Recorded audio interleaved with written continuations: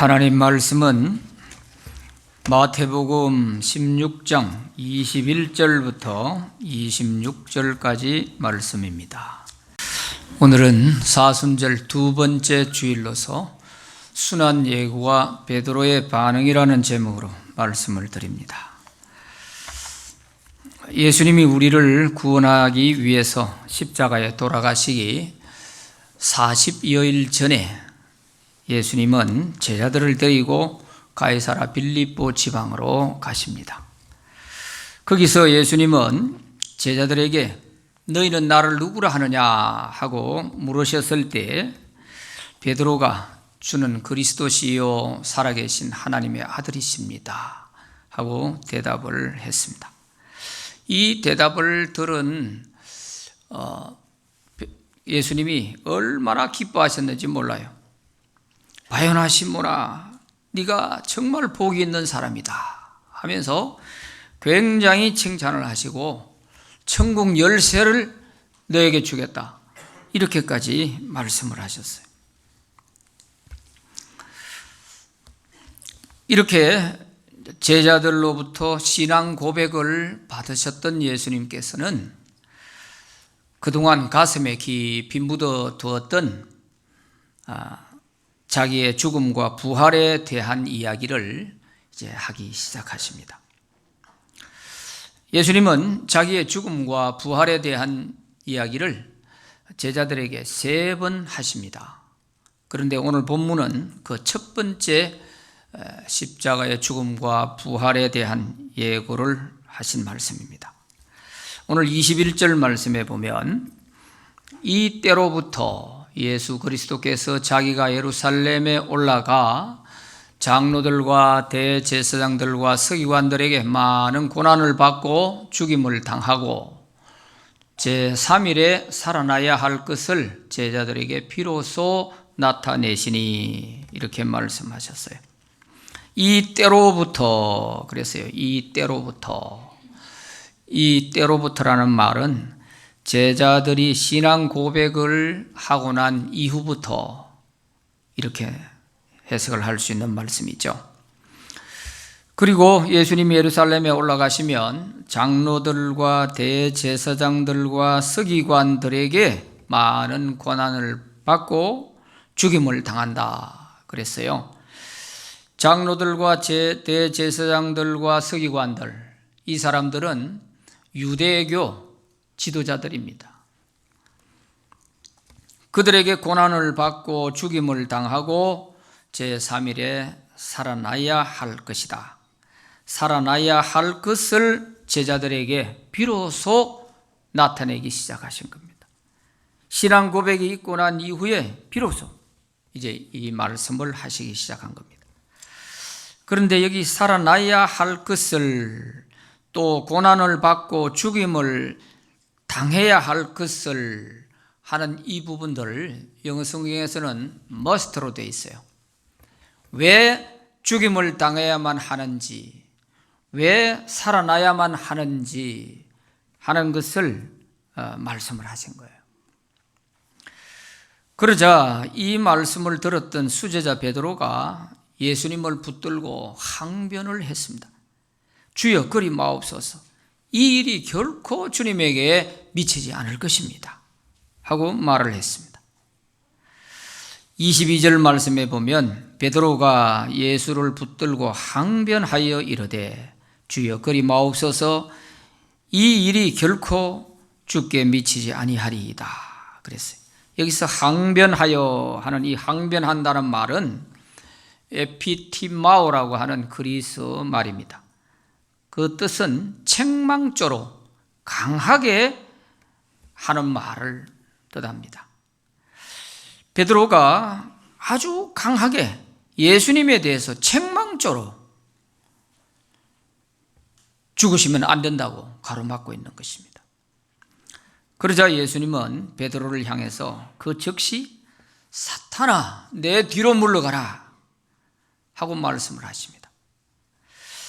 베드로가 사탄이라는 말씀이 아닙니다. 이 말은 베드로가 주님의 죽음을 막으려고 한 그 행동이 사탄이 원하는 일이기 때문에 베드로가 그 일에 이용을 당했다, 그런 뜻에서 한 말씀입니다. 조금 전에 신앙 고백을 하고 예수님으로부터 칭찬을 그렇게 크게 받고 천국 열쇠까지 받았던 베드로가 잠시 후에 사탄아 물러가라 하는 이런 책망을 받게 됐어요. 그것도 수제자가 말이에요.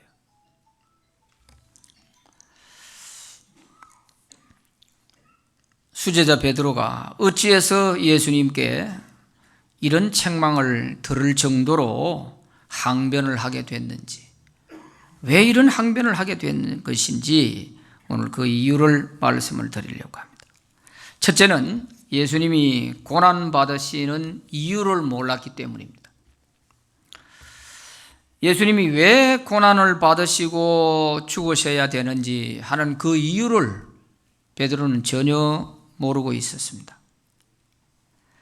그것은 하나님의 말씀을 몰랐기 때문이고, 또 예수님이 말씀을 일러주실 때 그 말씀을 귀담아 듣지 않았기 때문에 이런 큰 실수를 하고, 자기는 잘한다고 한 일이지만 도리어 사탄에게 자기가 이용을 당하고 말았던 것입니다.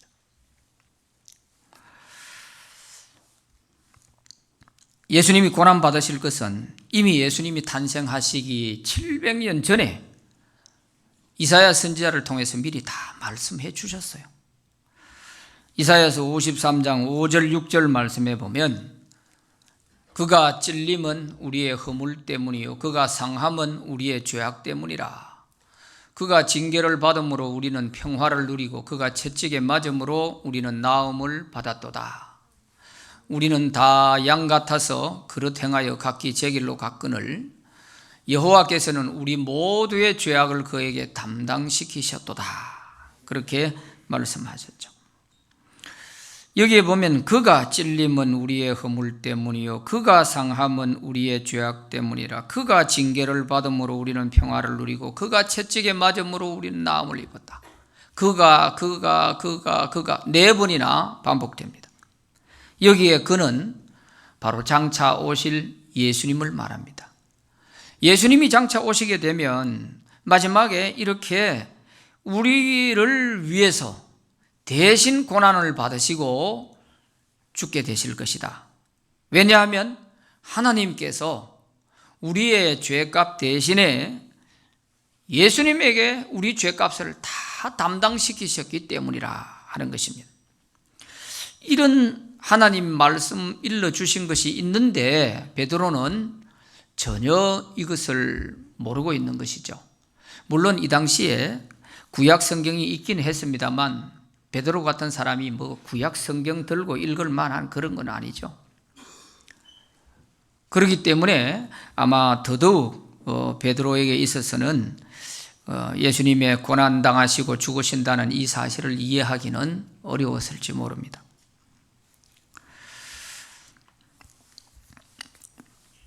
그러나 예수님이 제자들에게 아주 신중하게 말씀하신 적이 있습니다.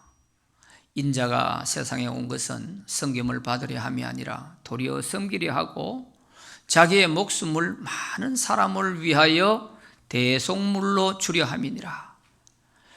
이렇게 마가복음 10장 45절에서 제자들에게 예수님이 분명히 말씀하셨어요.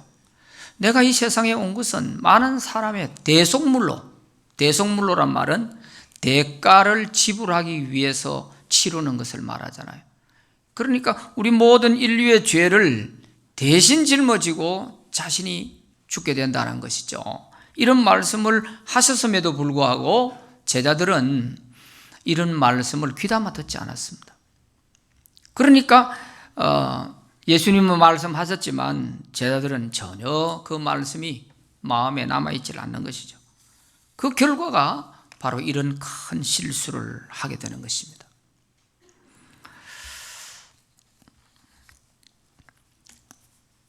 특히 이 예수님께서 이런 그 수제자 베드로, 또 예수님이 가장 신뢰하고 또 사랑하는 그런 제자가 이렇게 예수님의 죽음을 가로막고 나서고 하는 이런 것에 대해서 그걸 그 자리에서 즉시 사탄아 물러가라 이렇게 하고 책망을 하기가 쉽지 않지 않습니까?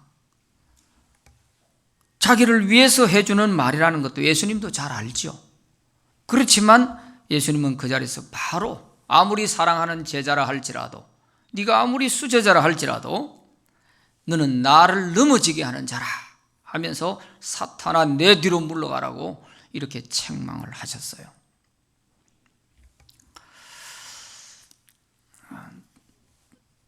베드로는 자기는 예수님을 위해서 한 말이었고 한 행동이었지만 그것이 도리어 사탄이 원하는 일이 되어버렸기 때문에 이런 책망을 받을 수밖에 없습니다. 아담이 넘어지게 되는데 누가 아담을 넘어지게 했냐?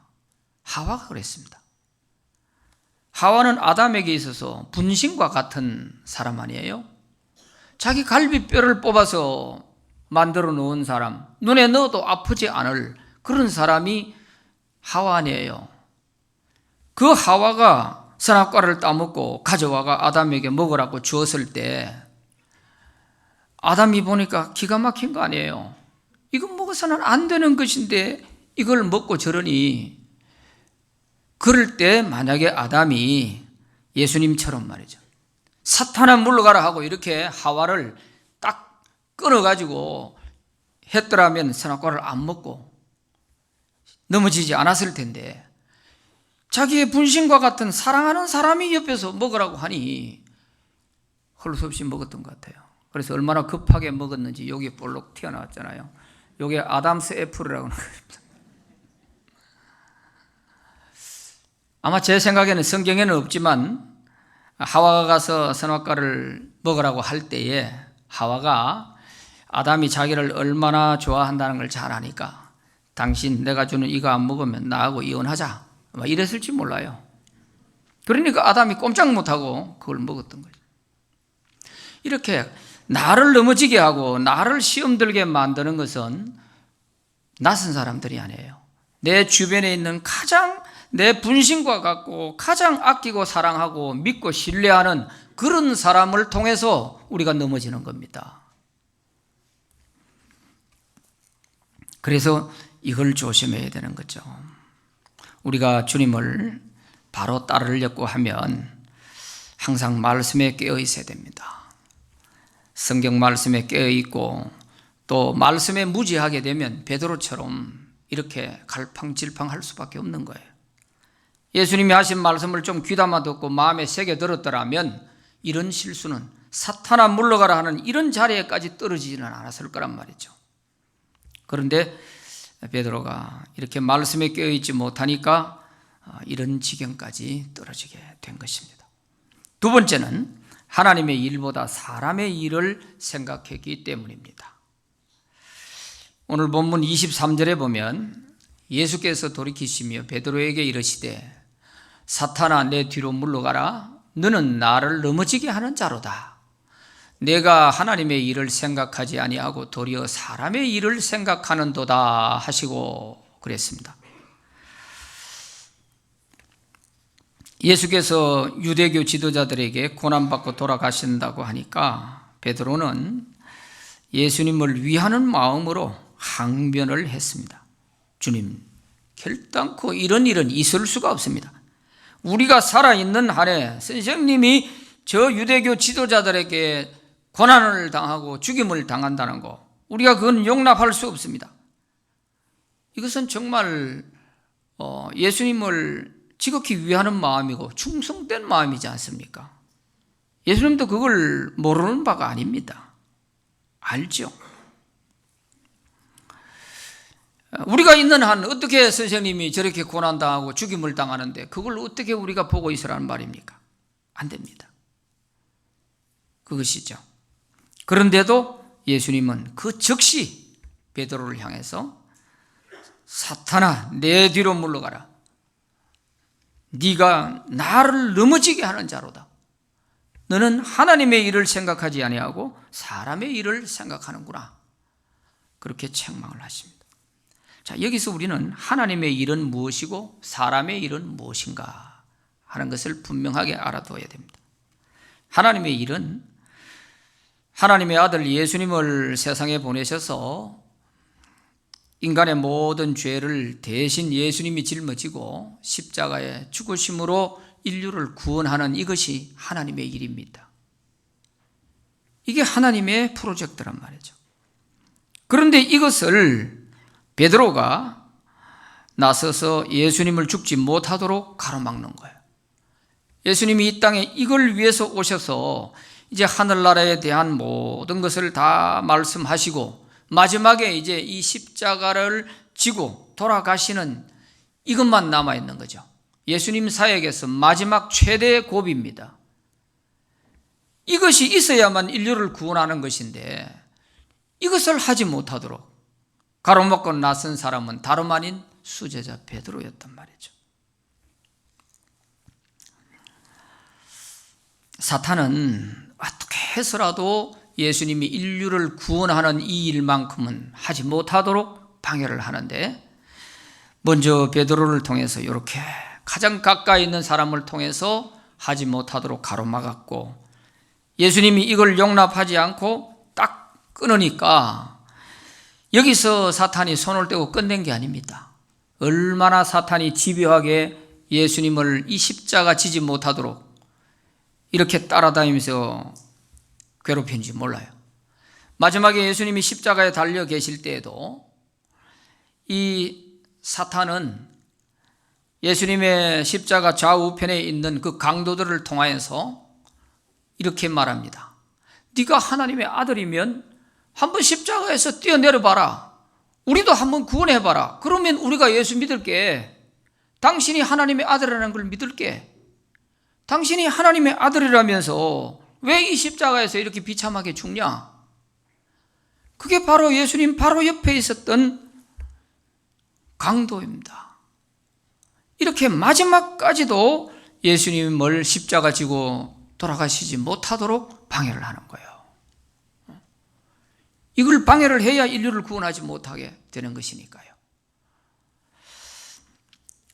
그래도 예수님은 그 유혹에 넘어가지 않았습니다. 예수님이 능력이 없어서 십자가에 그래 죽는 게 아니에요. 그래서 사람의 눈으로 보면 예수님이 마치 실패한 것 같죠. 그렇지만 하나님의 차원에서 보면 이제 하나님의 구속 사역을 완성하는 것이 되는 겁니다. 그래서 하나님의 일이 뭔지를 바로 알아야 되는 거죠. 이걸 모르니까 베드로는 잘하려고 한 일이 예수님을 넘어지게 만들려고 하는 일이 되고 말았던 것입니다. 그러면 사람의 일은 뭐냐? 사람의 일은 제자로서 베드로는 예수님이 유대교 지도자들에게 고난받고 죽는 것을 그냥 보고 있는 사람이라면 그건 제자도 아니죠. 그거는 제자로서 있을 수 없는 일 아니겠어요? 스승이 그렇게 어려움을 당하는데 그걸 보고 가만히 있으면 그게 무슨 제자예요? 그러니까 이 속에 사람의 일이라고 하는 이 말 속에는 베드로가 선생님을 위해서 하는 이런 좋은 뜻도 있고 또 한편에서는 베드로 자기 자신, 제자들의 자기 자신을 생각하는 부분도 있습니다. 왜냐하면 자기들이 지금까지 예수님을 따라올 때 고기 잡던 그물도 다 내버리고 가족들도 다 포기하고 부모 형제도 다 버리고 예수님을 따라와서 제자 된 거 아닙니까?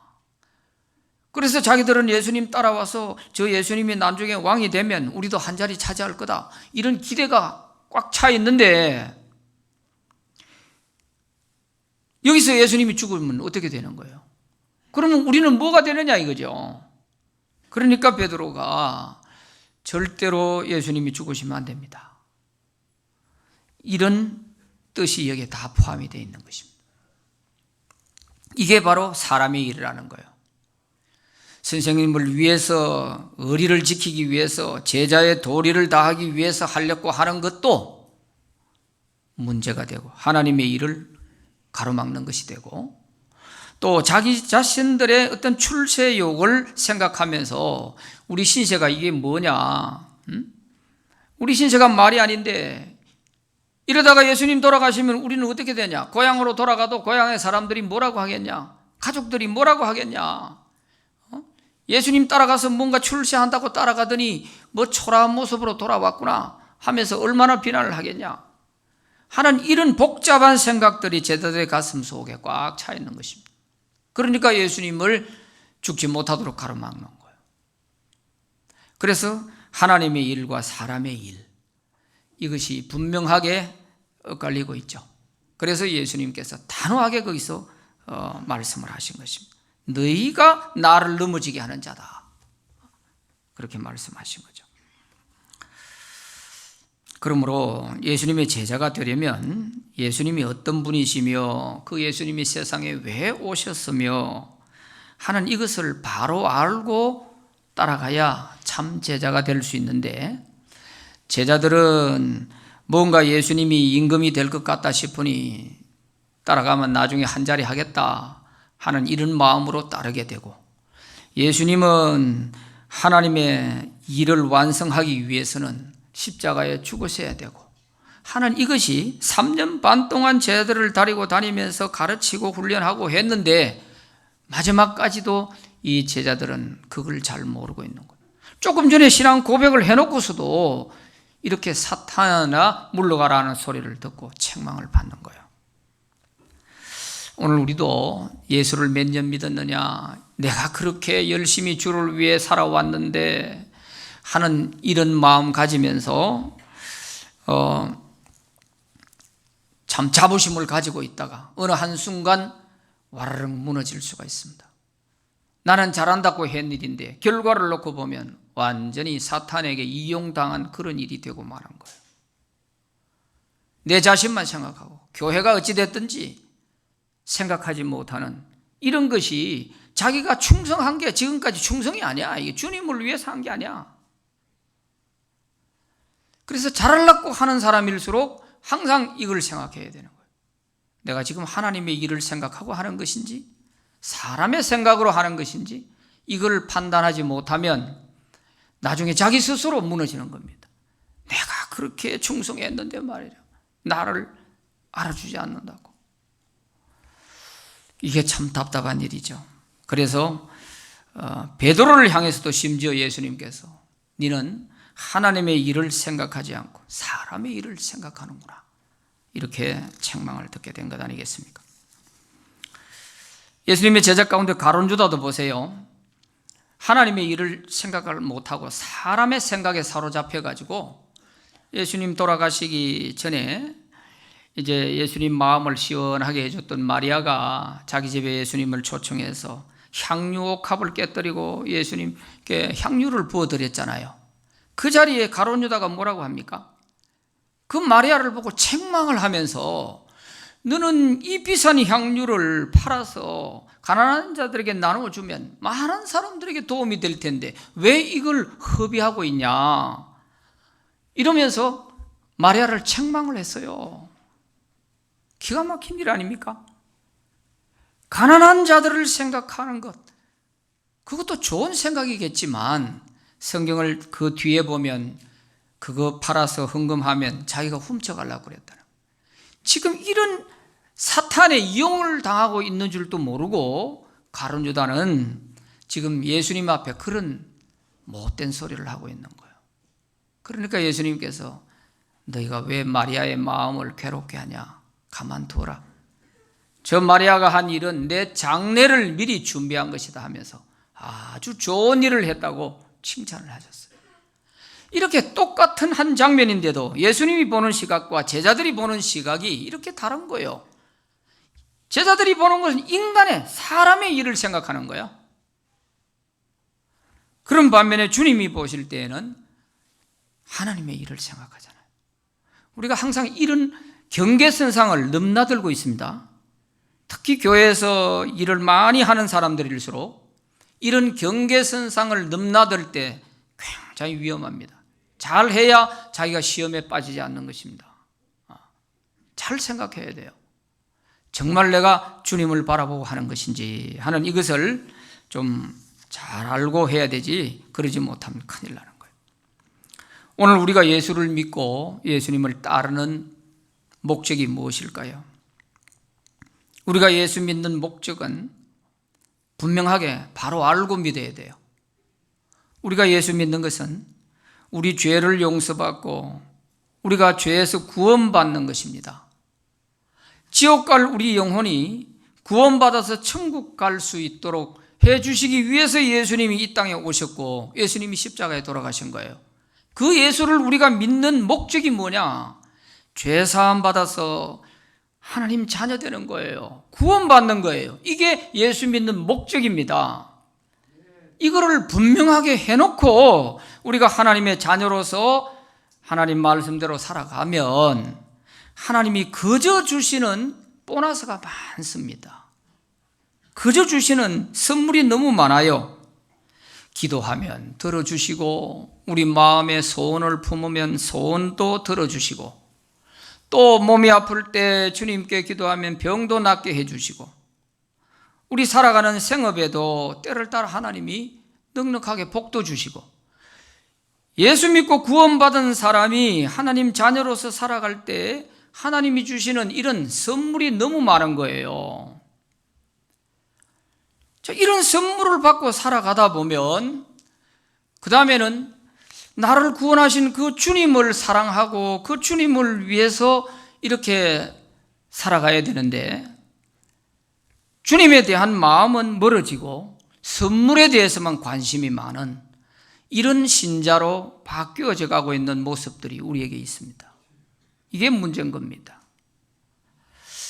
할아버지 할머니들이 손자가 귀여워서 항상 할머니 언제 가요? 할아버지 며칠 날 내려가요? 이러면은 할머니 할아버지들은 너무 사랑스러워서 선물을 딱 준비해 놓고 올 때마다 선물을 준단 말이에요. 그런데 이 애들이 조금 크면 머리가 돌아갑니다.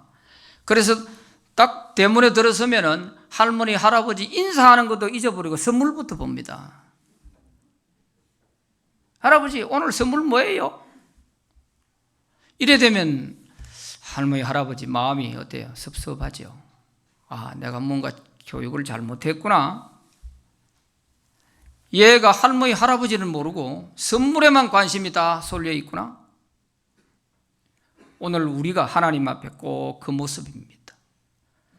우리를 구원하시고 고난받으시고 십자가에 돌아가신 그 예수님에 대해서는 생각을 하지 않고 그 예수님을 사랑하려고 생각은 하지 않고 그저 그 주님이 주시는 선물 보따리에만 관심이 많아가지고 그래서 이게 내 양에 안 차면은 삐지는 거예요. 교회 가니 많이 하고 말이에요. 하나님이 살아 계시니 안 계시니 하고 이게 다 뭐예요? 내가 바라는 기대치에 미치지 못하고 선물이 적었다는 거죠. 삐진 거예요, 그게. 여러분, 이런 신앙생활 하면 안 됩니다. 우리 신앙생활하는 목적이 뭐예요? 우리를 죄에서 구원하신 그 주님, 내가 죄사함 받아 천국 가게 된 이 한 가지만 가지고도 우리는 평생 감사하며 살 수 있어야 돼요. 내 상황이 좋든 안 좋든 내가 복을 받든 못 받았다고 생각하든 다 떠나서라도 그 한 가지만 가지고도 평생 우리는 감사하며 살아야 할 기도의 제목이라니까요. 그런데 이것을 잊어버리고 우리는 선물 보따리에 관심 많아가 이렇게 하면은 베드로처럼 이렇게 실수할 수밖에 없어요. 우리 신세 뭐가 됩니까? 내가 여기서 이제 예수님 돌아가시고 나면 나는 뭐가 됩니까? 내가 어디로 가야 됩니까? 이런 생각하면 주님 따라갈 수가 없는 거예요. 제자가 될 수가 없는 거죠. 그래서 구원받은 성도는 우리를 구원해 주신 주님의 그 사랑과 은혜가 고마워서 주님을 더 사랑하고 감사하며 살면 하나님이 복은 살 곳이 없도록 부어주실 줄 믿습니다. 순서를 바로 해야 돼요. 순서를. 우선순위를 모르면은 이게 주객이 바뀌면은 될 게 안 되는 거예요.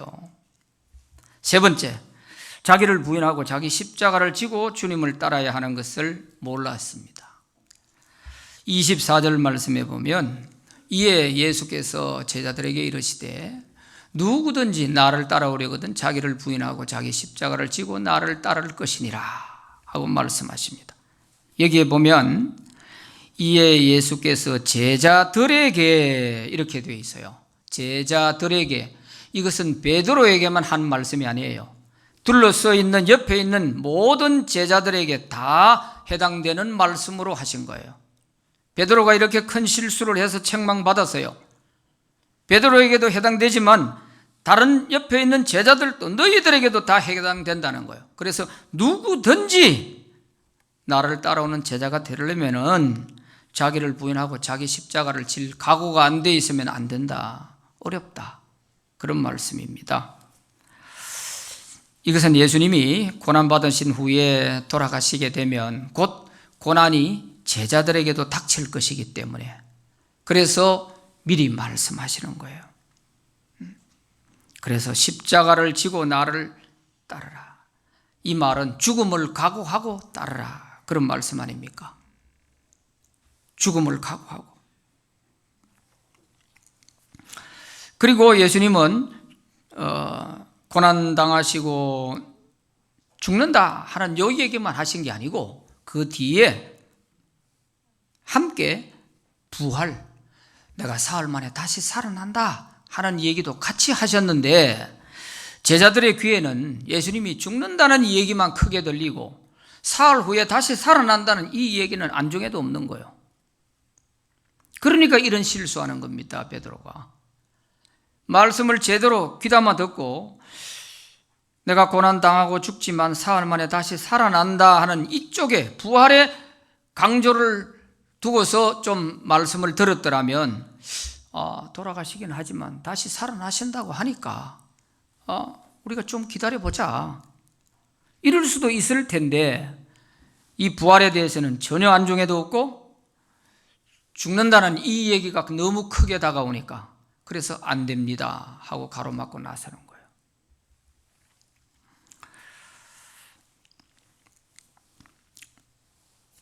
자기를 부인하고 자기 십자가를 지고 나를 따르라 하는 이 예수님의 말씀 속에는 육신의 목숨보다 영혼의 목숨이 더 중요하다 하는 것을 가르쳐 주고 있습니다. 십자가를 지고 나를 따르라. 이것은 육신의 죽음을 각오하고 라도 나를 따르면 네 영혼을 구원받는다는 거죠. 네 영혼이 구원받을 것이다. 그런데 육신의 목숨이 아까워서 주님을 버리게 되면 영혼의 생명을 잃게 되는 것이죠. 그래서 25절 26절에 예수님께서 이렇게 말씀하십니다. 누구든지 제 목숨을 구원하고자 하면 잃을 것이요 누구든지 나를 위하여 제 목숨을 잃으면 찾으리라. 사람이 만일 온 천하를 얻고도 제 목숨을 잃으면 무엇이 유익하리요? 사람이 무엇을 주고 제 목숨을 바꾸겠느냐 그랬습니다. 자, 여기에 누구든지 제 목숨을 구원하고자 하면 하는 앞에 제 목숨은 육신의 목숨을 말합니다. 누구든지 나를 위하여 제 목숨을 잃으면 하는 이 앞에 나오는 25절에 나오는 목숨은 다 육신의 목숨을 말하는 거예요. 그러나 26절에서 온 천하를 얻고도 제 목숨을 잃으면 무엇이 유익하리요 하는 뒤에 나오는 이 목숨은 영혼의 목숨을 말하는 거예요. 영혼의 생명을 말합니다.